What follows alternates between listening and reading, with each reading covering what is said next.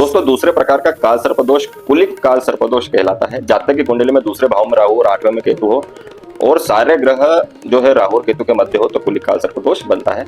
ऐसा माना जाता है कि यह दोष जीवन में आर्थिक नुकसान, कर्ज, अन्य बाधाएं लेकर आता है। किसी भी व्यवसाय में तो पूरी ईमानदारी से आपको व्यवसाय करना चाहिए। वैवाहिक जीवन की बात करते हैं तो आपको कृतिक दोष जातक के जीवन में परेशानियां आती है। हालांकि आपको लग सकता है कि आपके समय पर आप पहले बूढ़े हो गए, ऐसा लगता है इसके जातकों को। स्वास्थ्य के संबंध में भी काफी दिक्कत परेशानी आती है। सिगरेट, तंबाकू, नशीले पदार्थों से आपको दूर रहना चाहिए। अब हम देखते हैं कि इस काल सर्पदोष से जो ग्रसित व्यक्ति होता है उसके क्या क्या लक्षण होते हैं। इसके बाद हम देखेंगे कि उसको कौन कौन से उपाय करना चाहिए। दोस्तों ऐसा व्यक्ति बहुत राजनीतिज्ञ होता है और काफी स्वार्थी होता है। परिवार में इसकी कभी बनती नहीं है। वाणी भी काफी कठोर होती है। पैसे कभी जोड़कर रख ही नहीं सकता। ऐसा व्यक्ति एक्सीडेंट के योग भी बनते रहते हैं और अचानक से धन की हानि हो जाती है।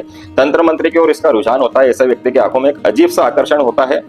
एक चमक सी होती है इसकी आंखों में और उसकी आंखें थोड़ी सी छोटी हो सकती है। रंग उसका सांवला हो सकता है। झूठ बोलने में काफी माहिर होता है। ऐसा व्यक्ति कहानी बनाने में काफी माहिर होता है। कल्पनाओं में जीते रहते हैं और अज्ञात भय से डरते रहते हैं। कभी ये हुआ तो ये हो जाएगा, कभी ये हुआ तो वो हो जाएगा, यही वो हमेशा सोचते रहते हैं। इसी प्रकार पूरे जो जीवन जो रहता है इनका वो कल्पनाओं में ही बीत जाता है और यथार्थ से काफी दूर रहते हैं। बातूनी काफी होते हैं, बातचीत करते रहते हैं, कभी भी चुप नहीं बैठते हैं। किसी को दिल का राज नहीं कहते, लेकिन लोग बाग इनके सामने अपने दिल की बात कह देते हैं।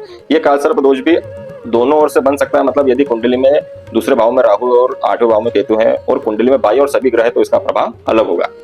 दोस्तों यदि ऐसी स्थिति आपकी कुंडली में है कि बाई और सभी ग्रह है और ये वाला काल सर्पदोष बना हुआ है तो आपके साहस में कमी आएगी। भाई बहनों से बनेगी नहीं। बेकार की मेहनत करना पड़ेगी। बेकार की यात्राएं होती रहती है। माता का स्वास्थ्य खराब रहता है। किसी भी प्रकार का सुख प्राप्त नहीं होता है।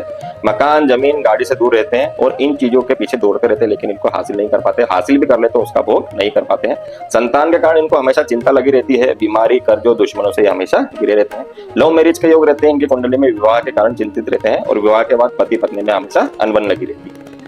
दोस्तों यदि दूसरे भाव में राहु और 8वें में केतु है और आपकी कुंडली में ये वाला काल सर्पदोष बन रहा है और कुंडली के दाई और सभी ग्रह है तो जुए, सट्टे या शेयर मार्केट में आपको अचानक से धन का नुकसान हो सकता है। जातक नास्तिक हो सकता है।